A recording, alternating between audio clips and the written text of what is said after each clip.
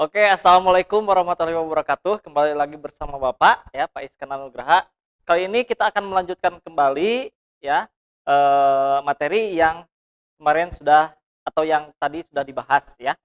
Oke, sekarang kita akan membahas korelasi, ya, antara ilmu kimia dengan kompetensi keahlian TBSM. Oke. Nah, yang menjadi korelasi ilmu kimia dengan kompetensi TBSM yang pertama yaitu meliputi bahan baku komponen yang terdapat dalam sepeda motor. Oke, yang kedua yaitu meliputi sistem kerja komponen yang terdapat dalam sepeda motor. Jadi korelasinya itu tentang bahan bakunya, ya, dan yang kedua yaitu sistem kerja komponen sepeda motornya. Oke. Nah, yang akan Bapak bahas tidak semuanya, ya, hanya salah satunya saja. Oke, yang paling utama yaitu rangka motor.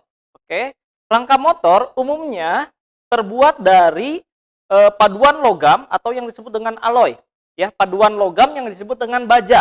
Nah, baja ini merupakan perpaduan antara logam besi dengan karbon. Nah, rangka motor ini sangat penting dalam komponen sepeda motor karena rangka motor ini merupakan fondasi awal, ya, dalam sepeda motor. Jika rangkanya memiliki kekuatan yang besar atau memiliki eh, karakteristik yang keras, ya, maka sepeda motor tersebut kualitasnya bagus, ya, seperti itu. Oke. Selanjutnya komponen bodi, ya, atau cover motor. Nah, cover-cover motor zaman sekarang itu sangat menarik, ya, bentuknya dari segi desain, ya, dari segi stripping dan lain sebagainya.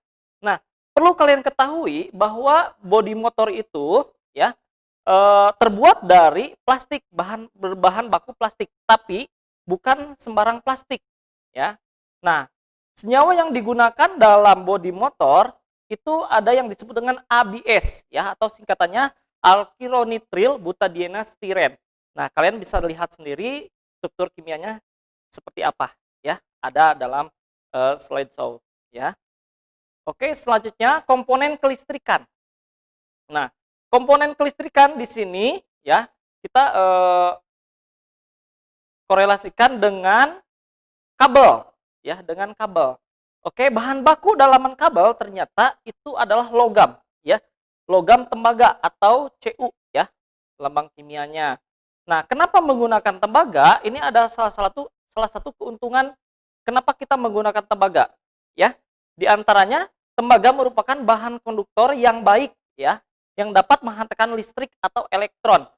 Nah, salah satu keuntungan yang lainnya yaitu lebih murah dari perak dan emas tentunya, ya, dan bersifat lentur. Nah, makanya tembaga ini salah satu dari logam mulia, ya, logam mulia. Nah, makanya ada kasus-kasus pencurian kabel listrik, ya, kabel PLN, ya, seperti itu. Karena berharga, ya, kalau dijual itu bisa menghasilkan uang, ya, seperti itu. Tapi jangan dicontoh, ya, itu hanya batas eee, itu saja, apa namanya, kasus saja, ya, kasus peristiwa. Oke. Selanjutnya yaitu komponen aki, ya, atau acu motor.